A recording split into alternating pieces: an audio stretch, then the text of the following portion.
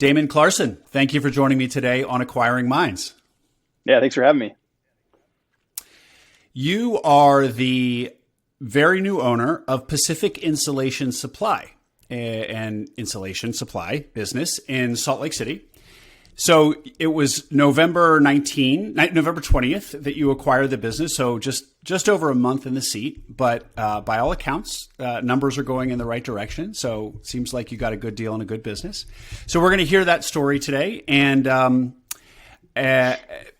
as well as kind of what you got planned for the future. It seems like Pacific Insulation Supply could go in a lot of different directions. So we'll touch on that a little bit as well.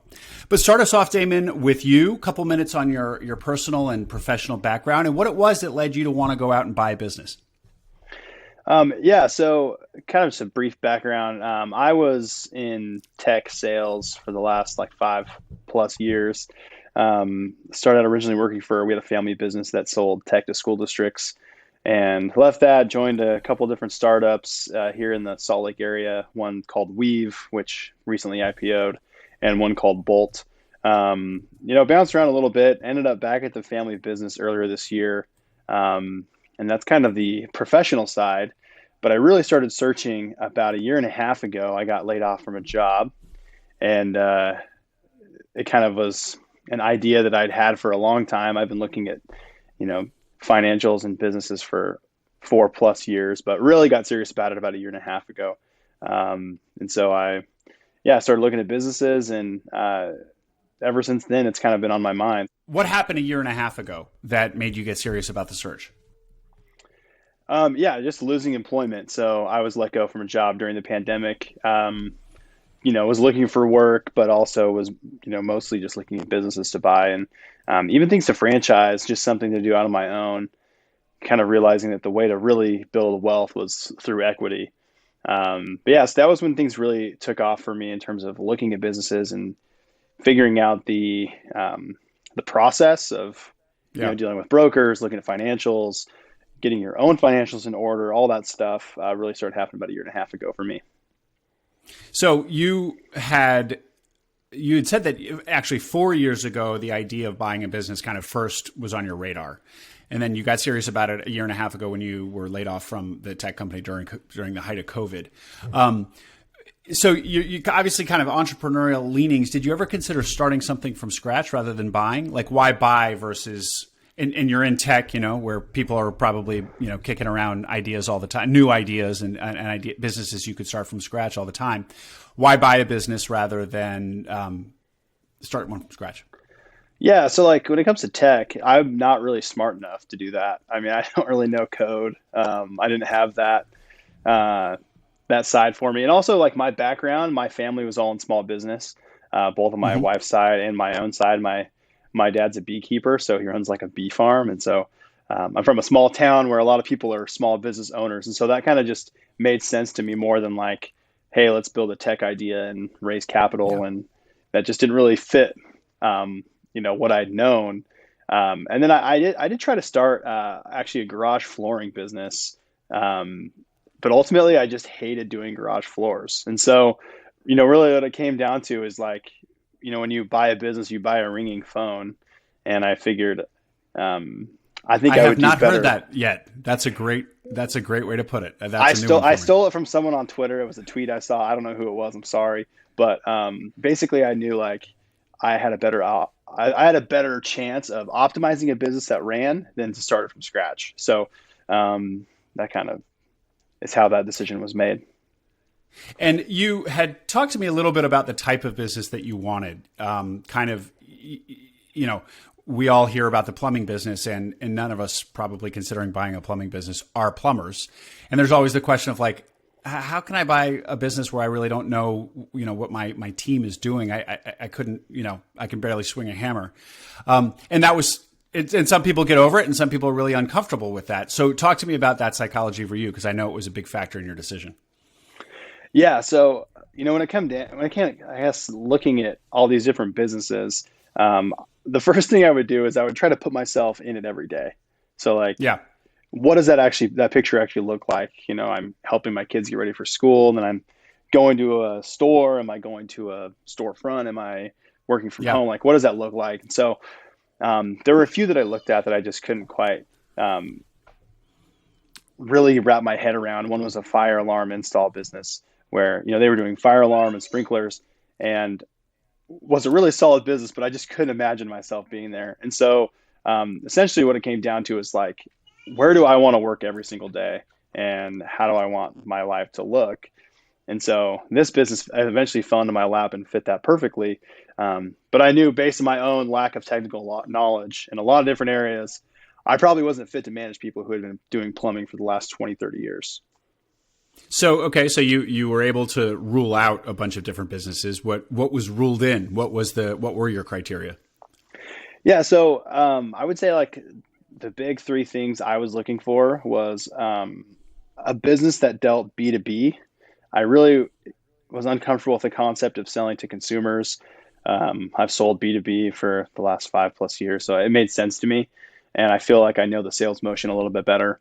I wanted something that allowed me to live flexibly. I like to travel.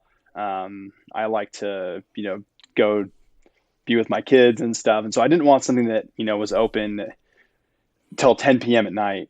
I wanted something that was going to work regular business hours, which maybe that sounds like kind of picky criteria. But another thing that I wanted was something that I could scale to an unlimited degree. So wasn't bound by geographical constraints. Yeah. So pretty obviously we're zeroing in on e-commerce here.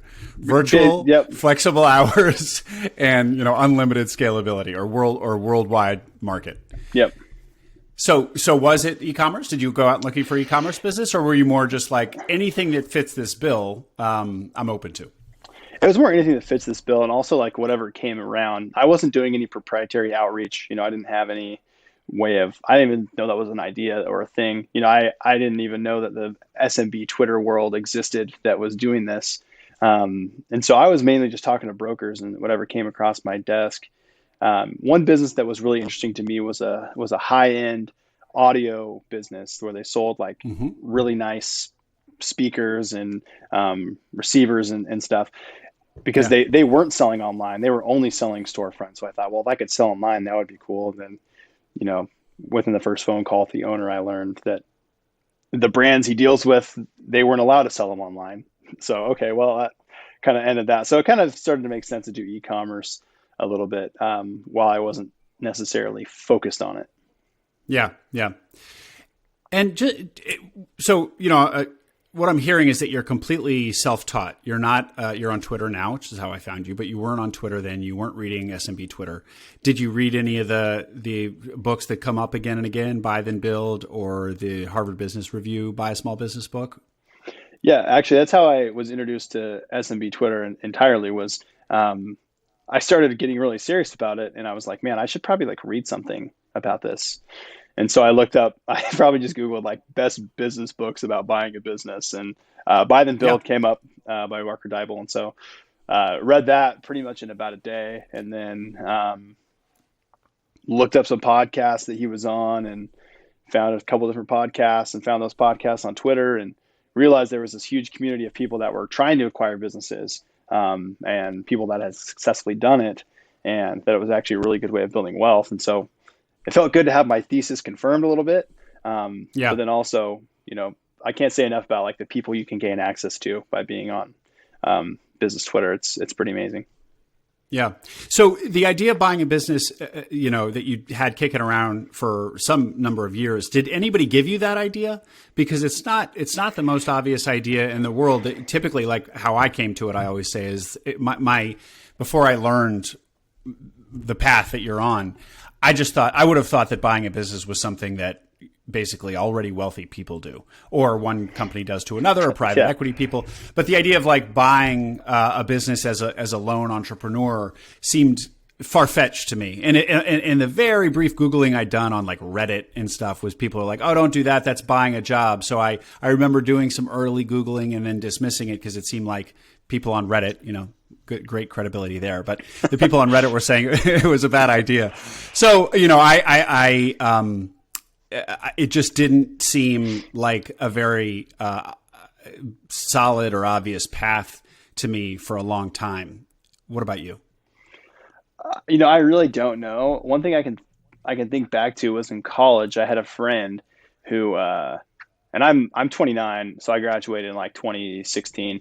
Um, but I had a friend who franchised a business right out of college instead of doing anything else. He franchised something, and he was looking at buying businesses, and so I'm thinking that was probably my first introduction to like a normal, regular Joe trying to buy a Yeah. business.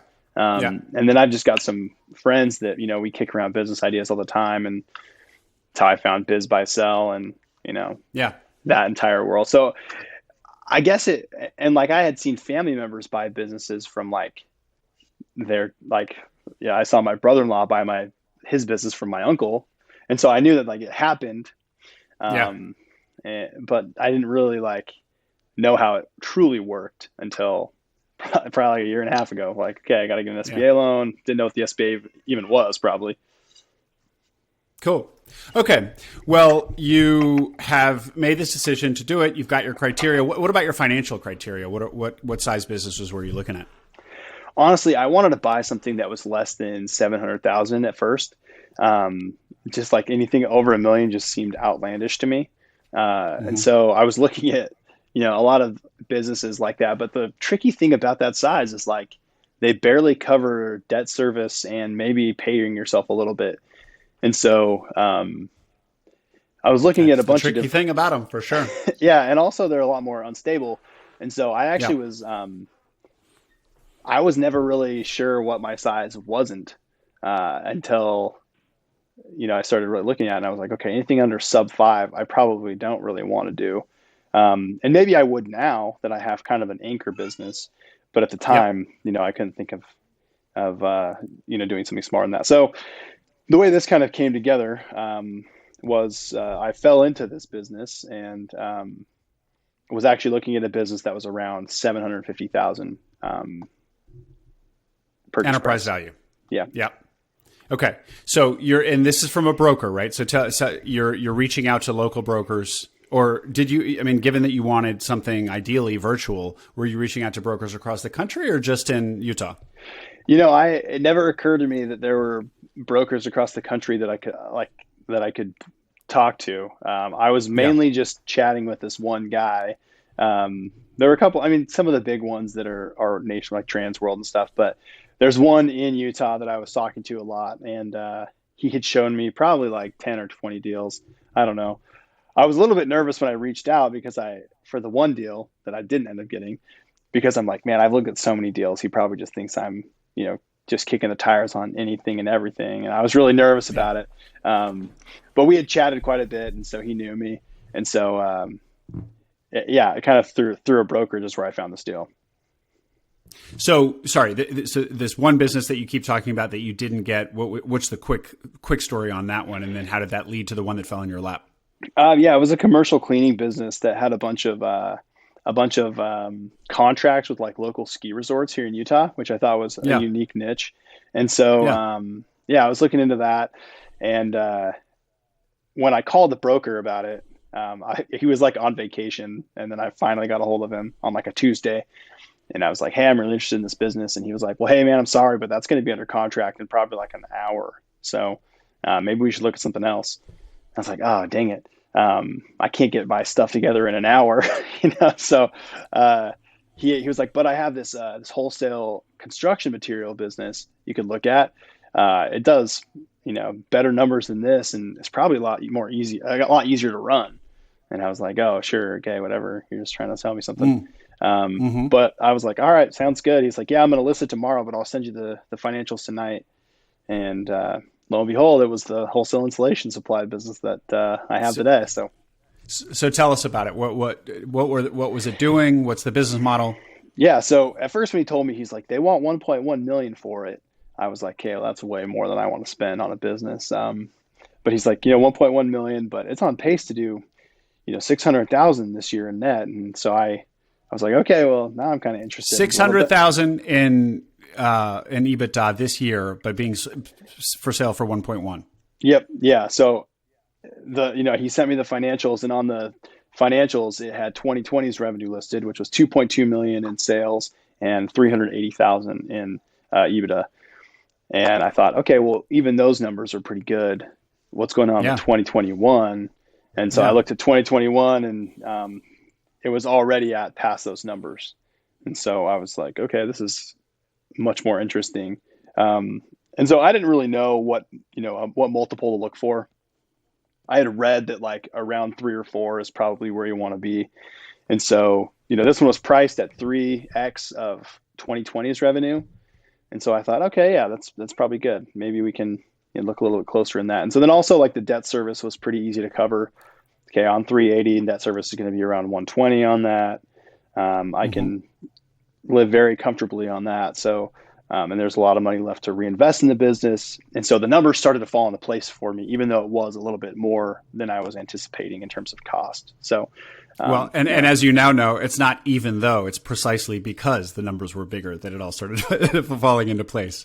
yeah, It's like yeah, right? I mean, the temptation is for the first timer is to buy small because these 1.1 million seems like an outlandish amount of money, but you run the numbers and you quickly realize that it needs to be like that to pencil out.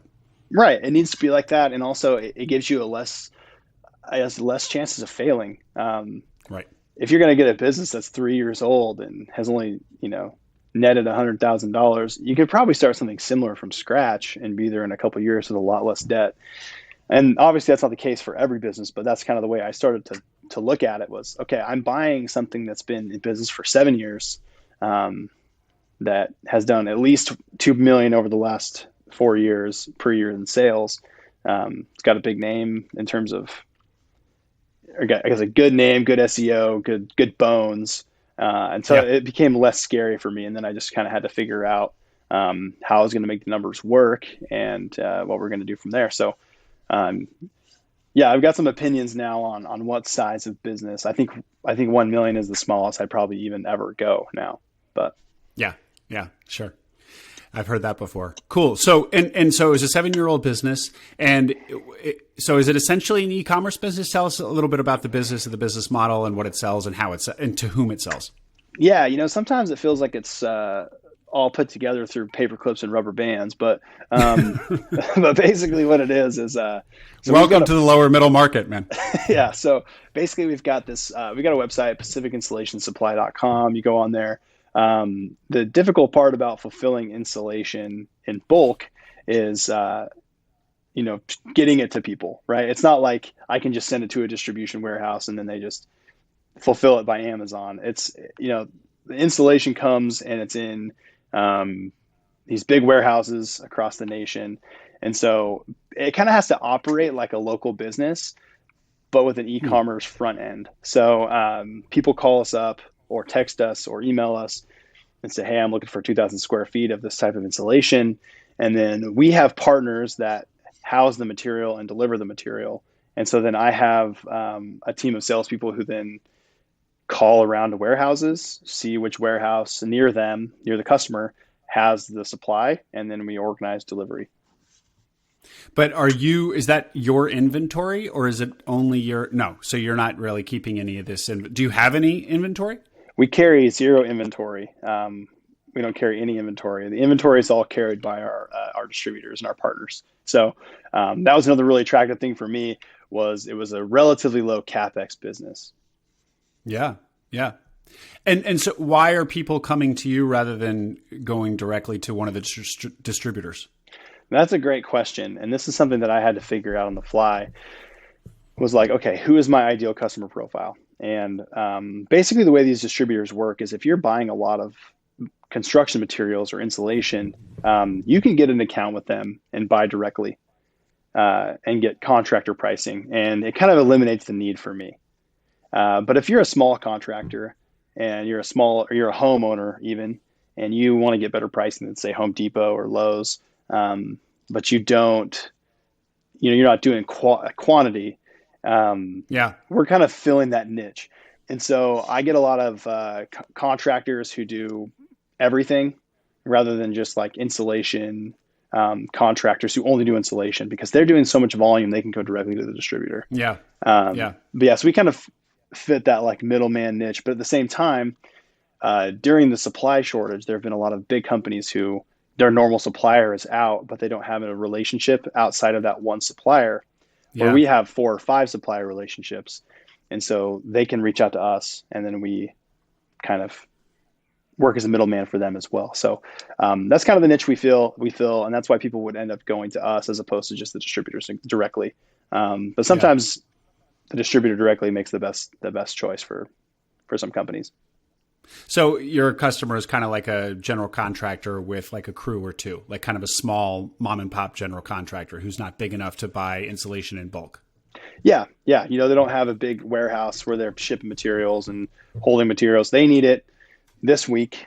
They need it delivered to a job site, and they need, a certain quantity. Now, that's not always the case. I've had some big customers already, where they're working on huge projects and I'm shipping to their warehouses, but that's a little bit more rare. And sorry, that's because of the supply chain issue with the larger guys who haven't been able to fulfill orders. Yeah. So you're getting some of their disappointed clients. Yeah, not to kind of diverge a little bit, but there was one really big issue in due diligence that I found that I had to overcome. And it was customer concentration in this year, 2021. There was one customer who had done, about a third of the revenue. And that really worried me. And I was like, hey, what's the deal with this customer? After we close, should I go meet this person and try and get to know them? What's the deal? And he was like, oh yeah, they kind of came to us because their normal supplier was out. But right now it sounds like they're kind of all set. So I'm like, oh, well, okay, this huge revenue source now isn't buying from us. This is kind of troubling. And so that was one of the hurdles I had to overcome was understanding how to use the supply shortage to my advantage. But at the same time, I had to get comfortable with this concept of like, okay, a big chunk of 2021's revenue probably won't be there or will be limited. How are we going to deal with that? So luckily I uncovered it before I closed, obviously. But that was one of the issues that the business did have was customer concentration this year. Yep. Well, it sounds like to your seller's credit that he understood that, and that's why he didn't price in. He priced based on previous year's numbers, and was basically treating this customer concentration that was kind of a windfall, but kind of a one-off this year, as just that, as a windfall, and not something that you could rely on necessarily going forward. Totally, yeah. And he was like, it kind of just fell into my lap. Obviously, we can keep selling to them, but you just never really know what they're going to do.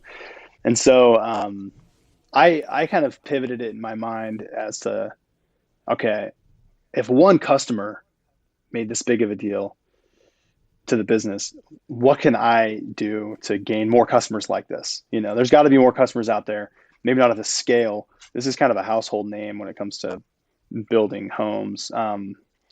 If you're in construction, I guess, but how do I find more customers like that? I kind of viewed it as an opportunity. So, yeah. Well, and that's you putting your sales hat back on, which is your professional background, at least tech sales. And I want to ask about that, but quick digression. So, I haven't seen this in the business press. I'm just hearing it through my Acquiring Minds network and interviews. But I feel like I've heard this a lot with smaller distributors, people who have acquired distribution companies like you, that they're the big, large distributors that are the typical source of supplies in whatever industry are being really pinched because of the supply chain crisis. And so smaller ones like you, I saw this in a medical distribution practice and an ice distribution business, are benefiting from that. So these it's this great moment for where you sit in the market, kind of a smaller player, that those distribution companies are just receiving a lot of business because your much larger competitors are kind of dropping the ball, or the supply chain crisis is forcing them to drop the ball a little bit. So I don't know if you've seen that elsewhere or just in your own business, but it seems like a pattern that keeps coming up. I kind of have seen it a little bit in in my day job with our family. The family business was, education, technology, a lot of customers who weren't working with the business when I was first there a few years ago. And now I have come back after all the supply chain, because tech is highly constrained too. They've gained a lot of customers because of that, that were prior customers of, bigger competitors. I guess I could see that a little bit. And the supply chain, crisis, whatever you want to call it, is stressful.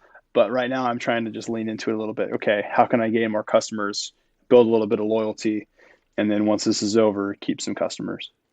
Absolutely. Absolutely. Be opportunistic about any crisis. So you just mentioned a day job. Can you care to elaborate on that? Yeah. So this is kind of awkward, but so I was working for our family's, tech business basically. I am now no longer with it. I've put in my notice and am done working, but because and revealed your last name on Twitter. Revealed my last name on Twitter. The big thing was, at first I thought, well, maybe I can do both. Maybe I can find a way to automate a lot of this and do both. And then after I took over, it became pretty obvious to me you can't do both, or you're going to do neither of them very well.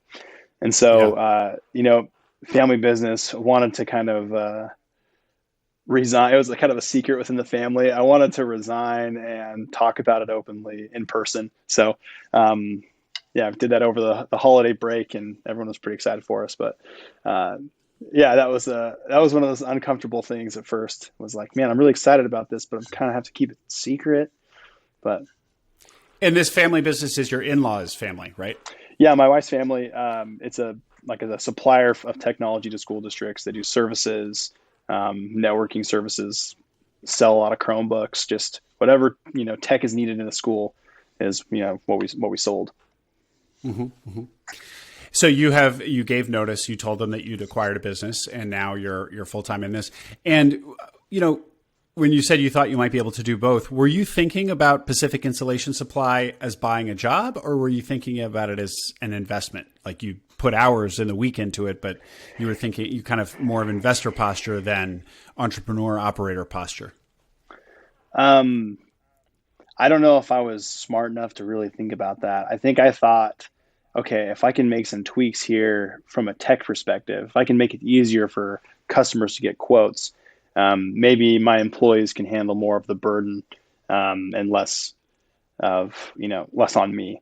But then after I took over, I realized that really wasn't possible. Obviously there are some ways we're going to make quoting easier. So we're taking less phone calls and fielding less texts, and that's more automated. But in the short term, no, it is definitely a job. When you buy anything that doesn't have a full-time manager in place, you're essentially buying a job. And so now the question for me over the next 6 months is, okay, can we keep revenue at a place where I feel comfortable bringing on a manager so that I can do other things like, growing the business, and less day-to-day operations details work. Cause I don't like being in the details. I've learned overwhelms me.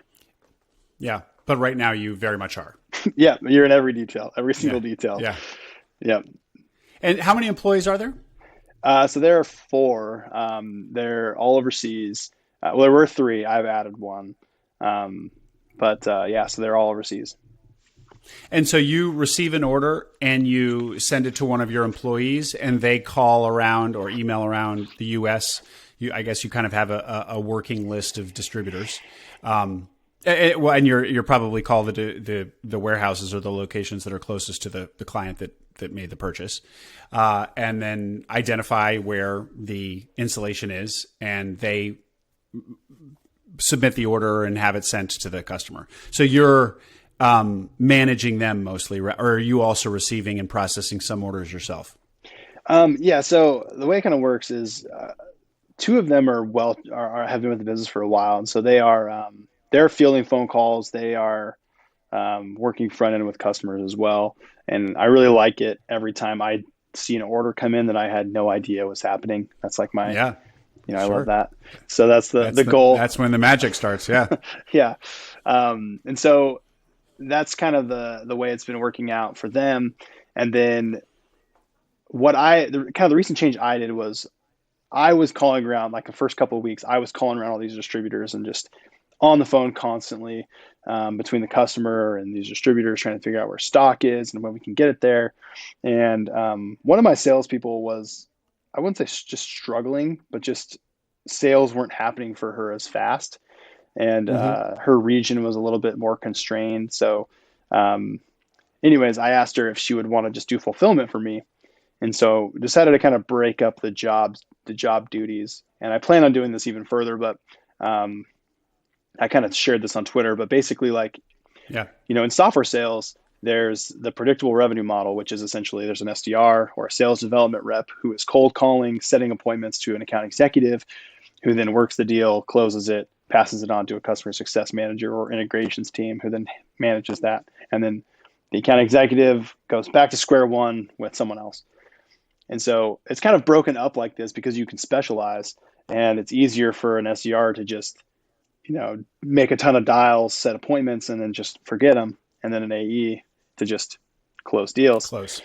And so I kind of decided, all right, right now we're doing way too much of everything.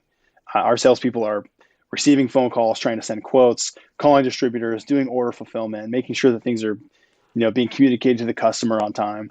And so it was just leading to like kind of a bad customer experience and honestly a bad employee experience. Like, this is not fun to do, all this calling and coordination. And so the first step in that was I asked the salesperson, hey, do you want to do order fulfillment for me?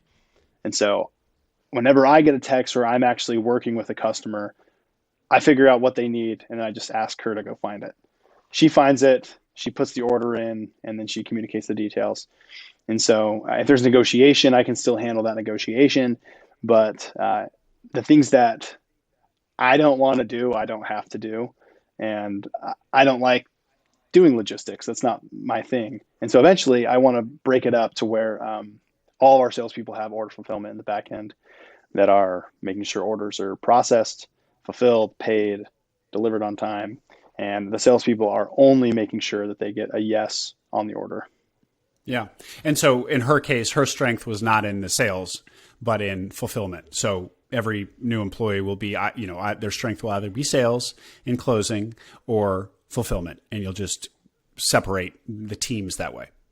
Yeah. Yeah. So I realized, okay, she's pretty organized and she's good at that sort of thing. So let's let her do what she's good at and let me do what I'm good at. And I figured out a good bonus structure for her that works. So she's still getting some, incentive to fill orders and not just, oh, well, we're out of stock. Sorry. Yeah. Still kind of incentivized to try and pick and pull things from different warehouses to make things work. But so it's working out so far. It's made my life a lot easier. I feel like I'm working a lot less just over the last 2-3 weeks. And so now, your specialty being sales, and you basically doing sales and she's doing fulfillment for you. Are you out there proactively trying to close new business? And for example, the big customer concentration, that big new home builder that represents whatever, a third of revenue in 2021. Yeah. Have you communicated with the client there? And are you out there just pounding the pavement, or what does it look like? How are you applying your tech sales to your job now? Yeah, to be completely honest, I don't really want to pound the pavement ever again. Okay. I've pounded enough pavement in my day. So instead, I'm trying to figure out a process that I can hire people to do that. So my top sales guy, he asked me to buy him a list. He said, buy me a list of, construction companies that I can call. And I haven't done it yet, but that was last week we had this conversation. But I plan to do that. And I want to basically create a separate arm that is only outbound calling. Mm-hmm. And so that would probably bringing on other people to do that, because we really are kind of at capacity in terms of what we can handle just on inbound inquiries right now. And so I feel like if we added, a new section of people that are only cold calling and then passing those on to our seasoned salespeople to continually manage, I think we could find some success doing that. But we just haven't done it yet. I'm still buried, so hopefully I can get unburied and then start doing some of the things I want to do. And that's kind of what I've noticed is when you buy a job, all the ideas that you have of fixing the business are just ideas, because you actually just have to run the business. And then once it's running, you can maybe start to think about changing things. But the thought of change at this point feels almost kind of scary, because I'm like, man, I just feel like I'm figuring out what I'm doing here, Yeah. Well, you're only a month and 8 days into it. So And all of the wisdom that Yeah. I hear from more experienced acquirers and acquiring minds is that even if you had the capacity to start making changes right now, Damon, like you probably shouldn't. You should probably just hold fast for 3 or 6 months and just observe. And then when you're really wise and you really have your arms around the business, really understand everything in 6 months and have the capacity to do so, then start making changes. My unsolicited advice, never having done it myself, just regurgitating what I hear from my guests. No, I think that's exactly right. That's what people have told me too, is like, as an entrepreneur, and you want to be active, right? You want to like, Yeah. Get your hands around it, put your fingerprint on the business, but you have to like take a step back and just kind of let things run the way they've been running. And sometimes I tell myself that too when I'm frustrated about something, as I say, just remember, this isn't your process. You're still doing someone else's process. Eventually, this will be your process, the way you want to do things. But yeah, that's kind of the way it's kind of crazy. It's only been 38 days. Feels like it's been a lot longer than that, but yeah. It's like a time warp. You have mentioned on Twitter your mental health and how that's played a factor in this whole process. Talk to me a little bit about that. What is your kind of mental health history? Yeah, so I'm super open about it because for years I was very secretive about it, and I felt like it built up, made it worse a little bit. But when I was 17, I was diagnosed with bipolar disorder, or kind of a mild form of bipolar disorder, and that basically means swings of excitement or hypomania, mania, whatever you want to call it, and then periods of depression. And mine are kind of more longer and more pronounced than like on a daily or weekly basis. Mine happen in months. Mm-hmm. And so, I've been taking medication for the last almost 13 years now for this condition, but it still kind of affects your life. And so I still struggle a lot, even daily, with anxiety, even being medicated. But basically, I went through these phases where I would get really excited about something. In college, it was whatever I was studying or some career path I wanted to do. In my career, it was working for a certain company or working on a project. And then I would sometimes bottom out. I would get really, really excited, really high on an idea, and then I would crash and I would bottom out.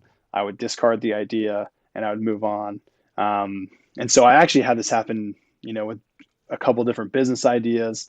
And, once I decided to make the acquisition, some of the internal dialogue that I had to work through was, okay, what part of me wants to do this? Is it all of me? Is it truly me? Or is it am I having an episode here? Am I just really excited about something? Yeah. Yeah. I'm having a manic episode where I think I'm going to take over a business and go and make all these changes, or is it really me? And so, it's a conversation I had a lot with friends and my wife and therapists, trying to work that out. How do you work that out? How do you find out if it's the real you or the hypomanic you that's whispering in your ear? I think the biggest test is time. If it sticks, if the idea sticks with time, and if it can endure the ups and downs. And so I started to realize, like, okay, I'm not like blind to some of the flaws here. I'm not blind to how hard this is going to be. I'm not creating a sensationalized version of this in my mind. It's very realistic to me. It's like, okay, I know this is going to be hard. I know this is going to be a big life change, even though I wasn't necessarily like sure what that would entail. But it wasn't just this like sensationalized idea. So I started to realize that it was different than in times past, but also I was in a different state mentally. I wasn't having swings really. I spent a good portion of 2021 just trying to get mentally healthy. Mm-hmm. In preparation for this acquisition, or just because you needed it anyway? Just because I needed it, honestly. 2020 was a bit of a year for people, I've heard. Yeah, some things happened. So, it's kind of not to digress too much, but basically, early in the year, it became apparent to me that I was not doing well mentally. I was kind of holding things together, but I wasn't excelling. Mm-hmm.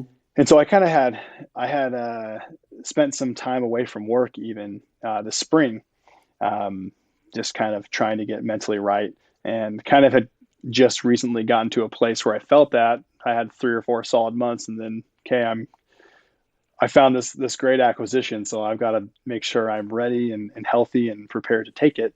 And so, yeah, I can't say that it's been all roses ever since taking over. I've had a lot of really strong anxiety, or extreme lows, but also extreme highs.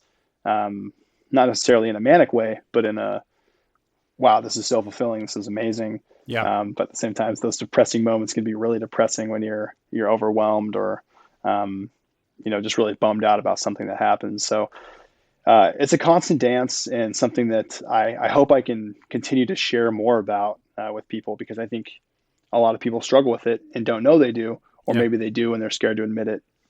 Well, especially entrepreneurship. Entrepreneurship itself is a bit bipolar. Even for the most steady person, it can make them feel bipolar, because you have a good day and you're on top of the world, and you have a bad day and you think everything's crumbling. So it just kind of, it kind of makes somebody feel, it imposes these swings upon all of us who have done entrepreneurial things. Well, Damon, if you do have a rough month or whatever, revenue doesn't hit what you want it to do, what you want it to, just, this is being recorded. So play back yourself on December 28th, 2021, saying that, like, you recognize that there are going to be really hard moments and that revenue's not always going to do what you want it to do. But that you were prepared for that. You went into it eyes wide open. So. Yeah. So it's kind of being comfortable with the concept, but then you have to actually be willing to live through it. So I'm sure there will be months, right? So far we've exceeded my expectations. So we'll see what happens once we get hit a couple low months, which I'm sure we will. Last question for you, just about the future of the business itself. So I think the obvious expansion here would be into different categories beyond insulation. And there's, of course, an entire giant ecosystem of stuff related to building materials and construction. So it seems like you could, bolt on whatever. I think actually you mentioned to me roofing interested you. So talk to me about when you get some breathing room, what that strategy might look like for you. Yeah, so that's part of the goals for the year. I think within 6 months or so, and I can hopefully bring on a manager, that'll give me time to open up the second category. So yeah, I'm trying to figure out who my customers really are and get to know them. Mm-hmm. And right now I'm finding that I have a lot of roofers, people who, reinstall roofs, have to do a lot of insulation work. Mm-hmm. And so the distributors that I work with, they carry a lot of different material. And so I have accounts and I have the infrastructure already to ship these materials. And all I have to do is essentially spin up the products on the website. Yeah. And so, so I'm still identifying what it's going to be, but it seems like roofing would be an obvious fit. Metal siding could also be, or siding just in general could be another fit. Sheetrock, drywall. I'll probably just look and see the markets that I'm in, and see which of those categories is a little bit more thin than the others, and kind of bolt it on. So I think at first it's going to start out just cross-selling. So we have a insulation person, we ask them if they need sheetrock, or if we know they're a roofing customer, try and just get in on the action there too, and then kind of grow from there. So we're going to try to take it organically, and then once I find some traction, we'll actually launch something. Well, it's so great to already have, you're basically kind of a marketplace. You've got the suppliers on one side and the end customer on the other. And you already have all of those relationships in place. And you could just start, you're basically a channel, and you can just start sending more through the channel, and you don't even have to acquire the inventory because your suppliers are doing that for you. So you can just mention roofing and start generating revenue from roofing. It's pretty great position from which you can start kind of experimenting without much financial investment. Yeah. And I kind of look at it like, maybe I bought 3 businesses. It's like if I can find 2 more categories to really grow in, it's almost like house money at that point. So, we'll see what eventually happens. But I definitely like being in a niche. It's nice because it's easy to build things out on just insulation right now.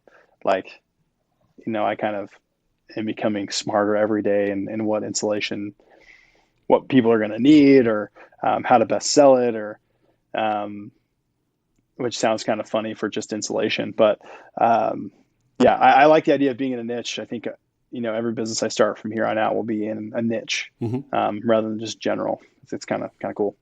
Very last question. We had talked about, how your financial criteria for the size of business evolved over time. Do you think that, so you paid 1.1 for this business, 1.12, I think you said you added 20 grand to the purchase price to make it yours. Yeah. Do you think that you could have handled a $2 million acquisition?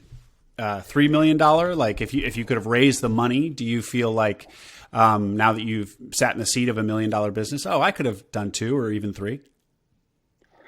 I mean, not having ever done those other ones, I look at it like maybe they would be easier.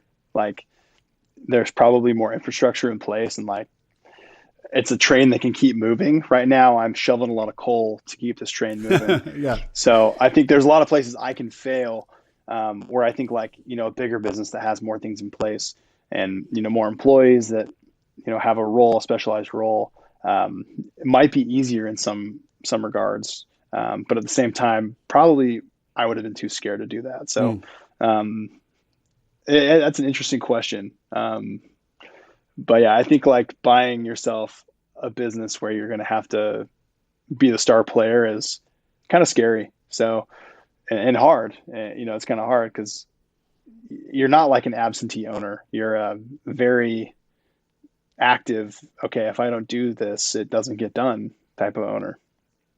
Yeah. Damon, what's your Twitter handle, and any other way people can feel free to contact you online? Yeah, so probably the best way is on Twitter, at Lumberyard Damon. So Lumberyard Damon. The holding company I'm creating is called Lumberyard Capital, which actually was created before I even knew I was going to be in construction. So it's very interesting. But Lumberyard Damon. I always open to chat deals or whatever. So.